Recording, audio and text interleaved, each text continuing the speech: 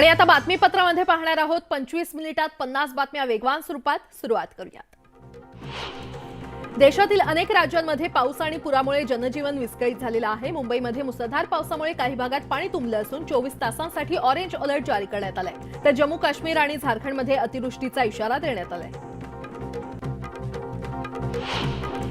लातूरच्या निलंगा तालुक्यामध्ये मुसळधार पाऊस बरसला। पहिल्या पावसात ओढ्याला पूर आल्यानं कोराळी आणि कासार शिरशी मार्ग पाण्याखाली गेला। पुणे जिल्ह्यातील खेड शिवापूर परिसरात मान्सूनच्या जोरदार सरी बरसलेल्या आहेत। मुसळधार पावसामुळे पुणे सातारा महामार्गावरील सर्व्हिस रोडवर मोठ्या प्रमाणात पाणी साचलं। पाण्यातून वाट काढताना वाहन चालकांना मोठी कसरत करावी लागली। सोलापूरमध्ये पावसाची दमदार सुरुवात झालेली आहे। पहिल्याच पावसानं नागरिकांची तारांबळ उडाली असून अनेक भागात पाणी साचण्यास सुरुवात झालेली आहे। कानापुरे चाळ परिसरातील नागरिकांच्या घरात देखील पाणी शिरलंय। रत्नागिरीमध्ये मुसळधार पाऊस झालाय। सकाळपासून पावसाचा जोर कायम असल्यानं शेतकऱ्यांकडून समाधान व्यक्त केलं जात आहे आणि पावसामुळे जिल्ह्यात शेतीच्या कामाला वेग आलाय।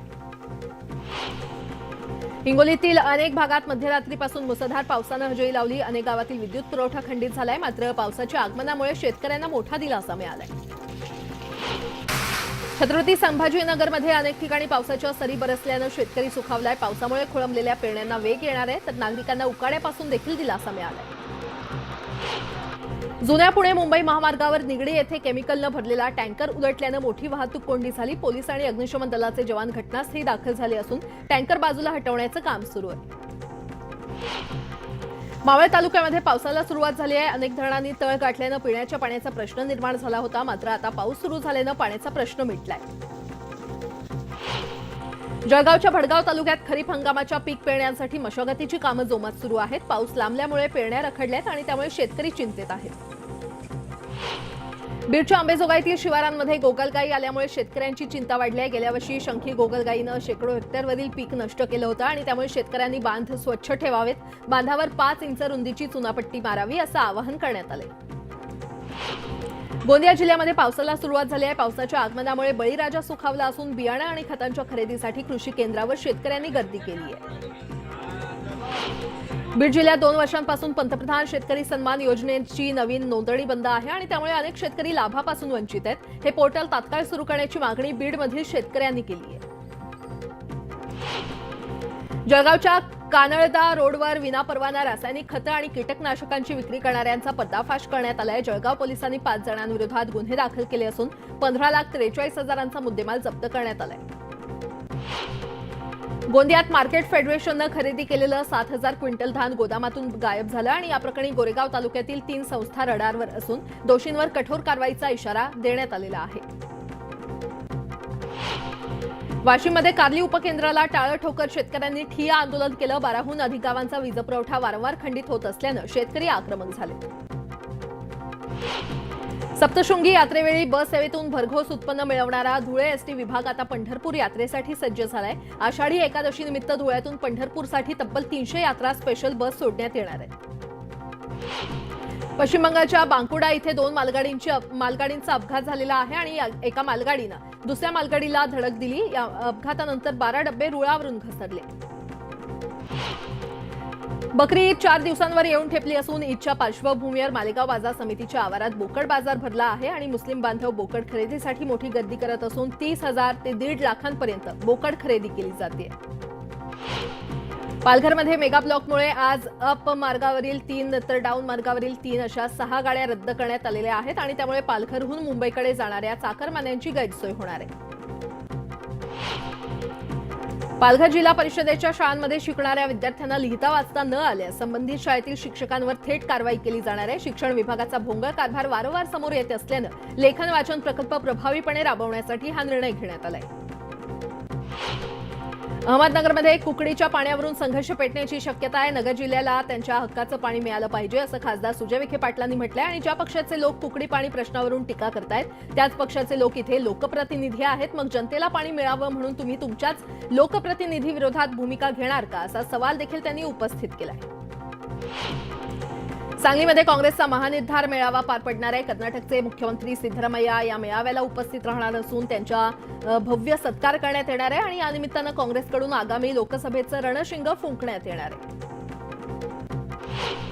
दक्षिण सोलापुरात ठाकरे गटानं भाजपला धक्का दिलाय। मळकोटातील ग्रामपंचायत सदस्यांसह शेकडो कार्यकर्त्यांचा ठाकरे गटात पक्षप्रवेश झालाय। पुण्यातील मंतरवाडी इथल्या 2 गोदामांना भीषण आग लागली आणि या आगीमध्ये गोदामातील लाकडी सामान, भांडी तसंच यंत्रसामग्री जळून खाक झाली आहे। अग्निशमन दलाच्या 8 गाड्या घटनास्थळी दाखल झाल्या असून त्यांनी आगीवर नियंत्रण मिळवलं आणि सुदैवानं यामध्ये कोणतीही जीवितहानी झाली नाही।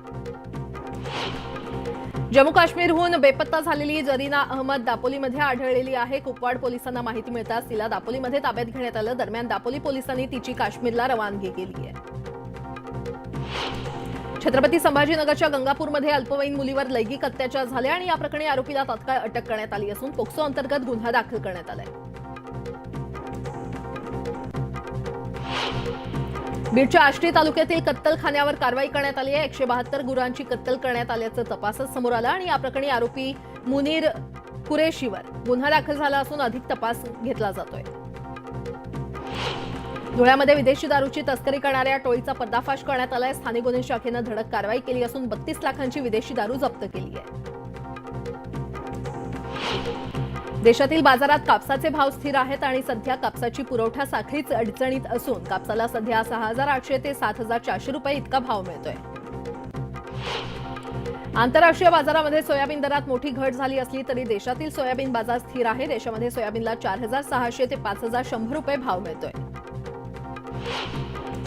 देशातील बाजारामध्ये सध्या तुरीच्या भावात काहीसे चढ उतार सुरू आहेत। तुरीची मागणी कमी झाल्यामुळे यामुळे 3 दिवसांपासून तुरीच्या भावामध्ये 300 रुपयांपर्यंत नरमाई पाहायला मिळते। सध्या तुरीला 9,500 ते 10,400 रुपये भाव मिळतोय।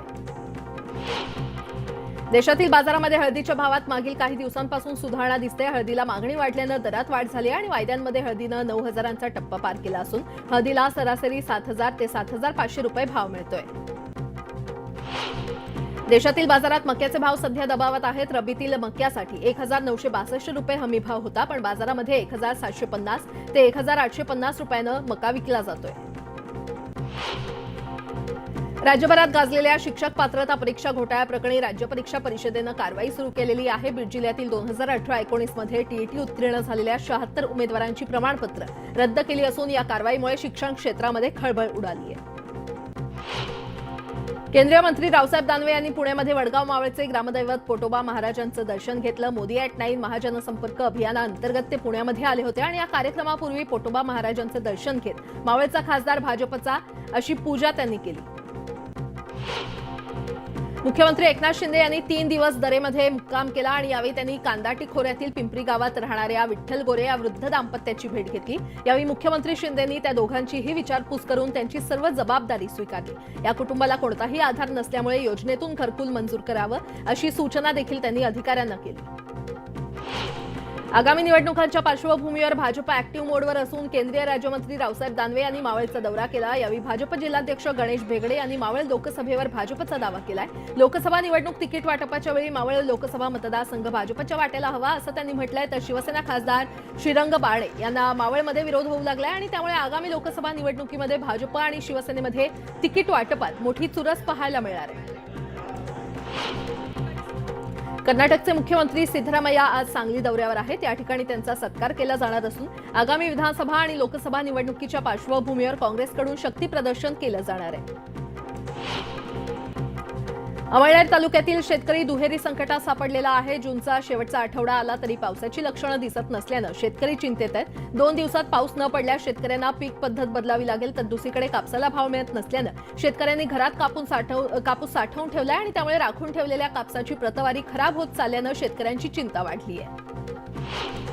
नॅसडॅक ही सौर ऊर्जा क्षेत्रामध्ये काम करणारी आंतरराष्ट्रीय कंपनी नागपुरात 18,000 कोटींची गुंतवणूक करणार आहे। उपमुख्यमंत्री देवेंद्र फडणवीसांनी ही माहिती दिली आहे। प्रकल्पामुळे नागपुरात जवळपास 8,000 जणांना थेट तर त्यापेक्षा जास्त जणांना रोजगार मिळणार आहे आणि या प्रकल्पामुळे नागपूर हे सोलर निर्मितीच्या दृष्टीनं एक महत्त्वाचं केंद्र म्हणून विकसित होण्यास मदत मिळणार आहे। गोवंडीमध्ये गटाराच्या मॅनहोलमध्ये पडून दोघांचा मृत्यू झाल्याची धक्कादायक घटना घडली आहे। खासगी कंत्राटी कामगार साफसफाईचं काम करत असताना ही दुर्घटना घडली।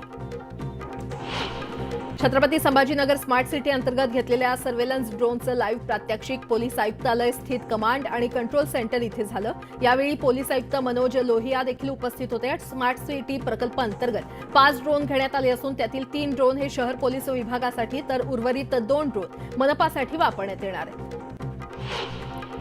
मुंबईतील जुहू बीचवर समुद्रात बुडत असलेल्या 2 मुलांना मुंबई पोलिसांनी सुखरूप बाहेर काढले। पोलीस हवालदार बेले यांना मुलं बुडाल्याची माहिती मिळताच त्यांनी जीव धोक्यात घालून खोल पाण्यात उतरत या मुलांना बाहेर काढलं आणि प्राथमिक उपचार करून पालकांकडे सोपवलं। वाहतूक पोलिसांच्या हाती नवीन अत्याधुनिक स्वरूपाची ई चलान मशीन देण्यात आलेली आहे। ठाण्याला 400 तर मुंबईला 150 ई चलान मशीन देण्यात आले असून वाहतुकीचे नियम मोडणाऱ्या वाहनांचा या मशीनमधून व्हिडिओ काढला जाणार आहे। मध्य रेल्वे आणि कोकण रेल्वेकडून गणेशोत्सवात कोकणात जाणाऱ्या भाविक प्रवाशांसाठी ज्यादा गाड्या सोडण्यात येणार आहेत। सप्टेंबर महिन्यात 156 विशेष गाड्यांचं नियोजन करण्यात आलंय। मुंबई छत्रपती शिवाजी महाराज टर्मिनस, पनवेल आणि पुणे या स्थानकातून या विशेष गाड्या चालवण्यात येणार आहेत। मध्य आणि हार्बर रेल्वे मार्गावर आज मेगा ब्लॉक घेतला जाणार आहे। ओव्हरहेड वायर, सिग्नल यंत्रणा आणि रेल्वे रुळांची दुरुस्ती करण्यासाठी ब्लॉक घेण्यात येणार आहे, तर पश्चिम रेल्वेवर कोणताही ब्लॉक नसेल। 11वी ऑनलाईन प्रवेशाच्या पहिल्या गुणवत्ता यादीनुसार पहिल्या यादीमध्ये 1,36,229 विद्यार्थ्यांना प्रवेश देण्यात आला होता आणि यापैकी केवळ 60,923 विद्यार्थ्यांनीच प्रवेश निश्चित केलाय। अद्याप 1,76,971 जागा रिक्त असून विद्यार्थ्यांना दुसऱ्या गुणवत्ता यादीची प्रतीक्षा आहे। मुंबई महापालिकेच्या महत्वाकांक्षी कोस्टल रोड प्रकल्पाचा खर्च 226 कोटींनी वाढलेला आहे। जीएसटीमध्ये 12% 18% वाढ झाल्यामुळे ही वाढ झाल्याचं प्रशासनाचं म्हणणं आहे। मुंबई विद्यापीठाच्या आयडॉल केंद्राच्या एमएमएस आणि एमसीए या अभ्यासक्रमांना एआयसीटीई आणि यूजीसीनं मान्यता दिलेली आहे। या अभ्यासक्रमाचे प्रवेश लवकरच सुरू करण्यात येतील, त्यासाठी स्वतंत्र प्रवेश परीक्षा घेतली जाणार आहे।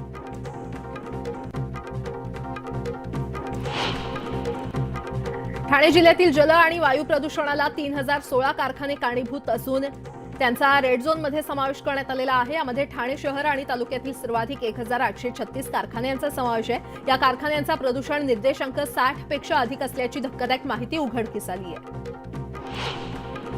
पाटणा येथे विरोधी पक्षांच्या बैठकीनंतर 24 तासातच विरोधकांमध्ये फूट पडल्याचं समोर आलंय। काँग्रेस नेते अधीर रंजन चौधरी यांनी ममता बॅनर्जींवर निशाणा साधलाय। अगोदर काँग्रेसला गलिच्छ म्हणणारे अचानक काँग्रेसचं कौतुक करू लागलेत असं म्हणत त्यांनी बॅनर्जी यांच्यावर टीका केली आहे। पंतप्रधान मोदी इजिप्त दौऱ्यावर असून इजिप्तचे पंतप्रधान मुस्तफा मदबौली यांनी मोदींची भेट घेतलेली आहे। मोदींना इजिप्तमध्ये गार्ड ऑफ ऑनर हा पुरस्कार देऊन सन्मानित करण्यात आले। मोदी आज 1000 वर्ष जुन्या अल हकीम मशिदीला भेट देणार आहेत। राजधानी दिल्लीमध्ये मुसळधार पाऊस बरसलाय। वादळी वाऱ्यासह आलेल्या जोरदार पावसामुळे शहरातील जनजीवन विस्कळीत झालं। दरम्यान शहरातील सखल भागात पाणी साचलंय। मोदी हे इजिप्तच्या दौऱ्यावर आहेत आणि कैरोमध्ये भारतातून स्थलांतरित झालेल्या बोहरा मुस्लिम संघटनेच्या सदस्यांनी पंतप्रधान मोदींची भेट घेतली। यावेळी पंतप्रधान आणि संघटनेच्या सदस्यांमध्ये महत्त्वाची चर्चा झाली। वॅग्नर प्रमुखाच्या बंडामुळे मॉस्कोमध्ये खळबळ उडाली आहे। वॅग्नरच्या हल्ल्यामध्ये 15 रशियन सैनिक ठार झाले असून मॉस्कोमध्ये आणीबाणीची घोषणा करण्यात आली आहे।